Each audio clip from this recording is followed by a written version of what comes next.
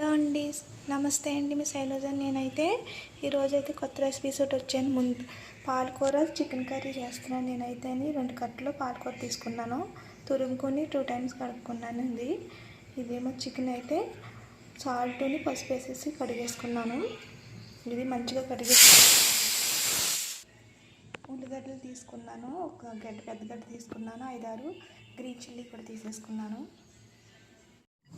ముందుగా అయితే స్టవ్ వెలిగించుకొని గిన్నె పెట్టుకుంటూ ఒక 3 స్పూన్లు ఆయిల్ వేసుకోవాలి. ఆయిల్ వేసుకొని ఆయిల్ ఎక్కాక చెక్క, లవంగం, దాల్చిన చెక్క ఇవన్నీ బిర్యానీ ఆకు ఇవన్నీ వేసేసుకోవాలి కర్రీకి.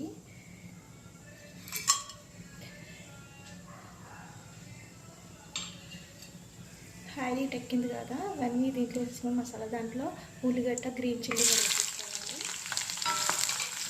బాగా ఫ్రై అయిపోవాలి.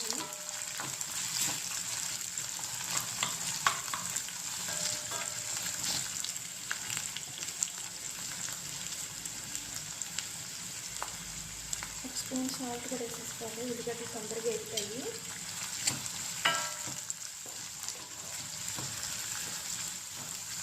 పాలకూర చికెన్ రెండు కాంబినేషన్ చాలా బాగుంటుంది. కర్రీ అయితేనే రసం వేసుకుంటేనే.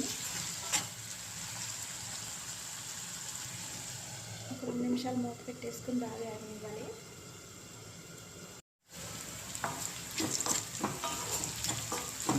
ఇక్కడ వేసుకోవాలి మంచిగాను. ఇందులో ఒక స్పూను అల్లం పేస్ట్ వేసుకోవాలి. నేనైతే ఒక స్పూన్ అల్లం పేస్ట్ వేసుకుంటున్నాను. పచ్చివాసన పోయేటట్టు మంచిగా వేసుకోవాలి. ఇవన్నీ మిక్స్ అయ్యే వరకు.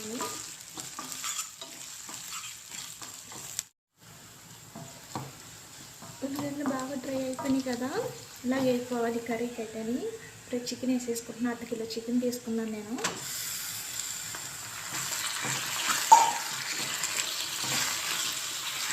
దీంట్లో వాటర్ అంతా బయటకు వచ్చేసే వరకు మంచిగా వేగనివ్వాలి చికెన్ అయితేనే.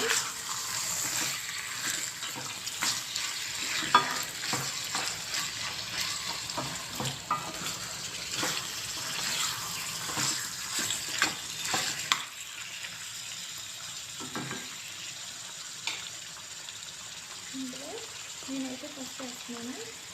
ముక్కలు వేసాను కదా,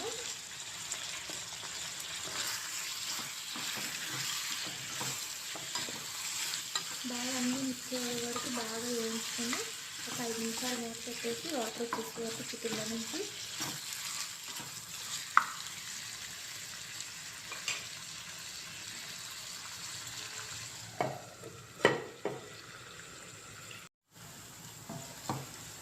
ఉల్లిగడ్డలు బాగా డ్రై అయిపోయినాయి కదా, ఇలా వేసుకోవాలి కర్రీకి అయితే. ఇప్పుడు చికెన్ వేసేసుకుంటున్నాను. 1/2 కిలో చికెన్ తీసుకున్నాను నేను.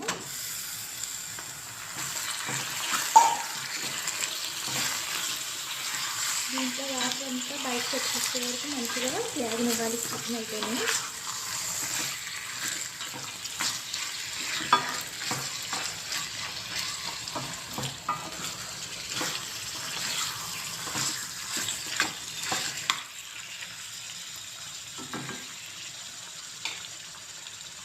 ఇందులో నేనైతే ఫస్ట్ వేస్తున్నాను. ముక్కలు వేసాను కదా,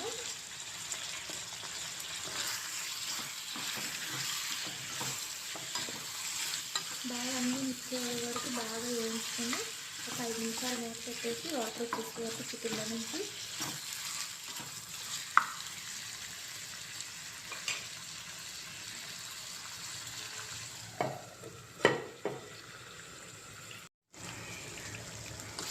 చూసారు కదా, ఆయిల్ ఇలా పైకి వచ్చేసింది. వాటర్ అది ఇంకొక 2 నిమిషాలు బాగా ఉడకనివ్వాలి కర్రీని.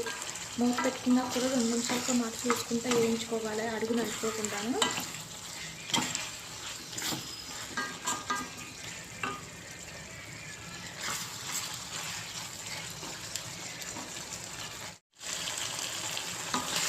చికెన్ పెట్టినాక ఇలా కలుపుకొని ఆకుకూర శుభ్రంగా ఇందులో వేసుకోవాలి.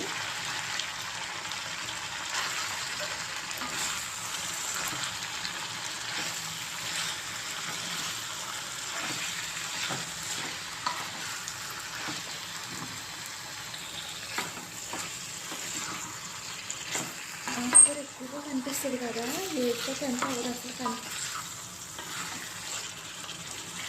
మనం కట్ చేసుకునే టైంలో ఆకుకూరలో ఉండదు. కర్రీలో చూసారు కదా, అక్కడక్కడ కనపడుతుంది. ఇది ఇంకా బాగా ఉడికిపోతే కనుక కనపడుతుంది అని. ఈ రెండు కాంబినేషన్ అయితే చాటిపోతే ఇంకా అసలు వేరే లెవెల్లో ఉంటుంది కర్రీ అయితే.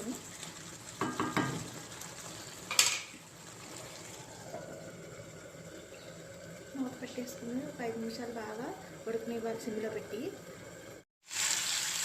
కర్రీ అయితే అయిపోయిందండి, చికెన్ కర్రీ. ఏంటంటే కాస్త కొంచెం మసాలా టైం దొరుకుతుందండి. మసాలా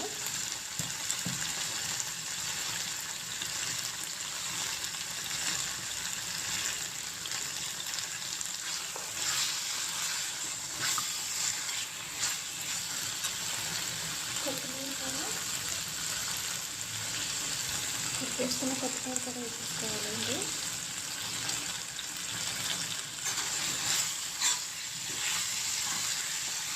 కర్రీ అయితే స్మెల్ అయితే చాలా బాగా వస్తుంది.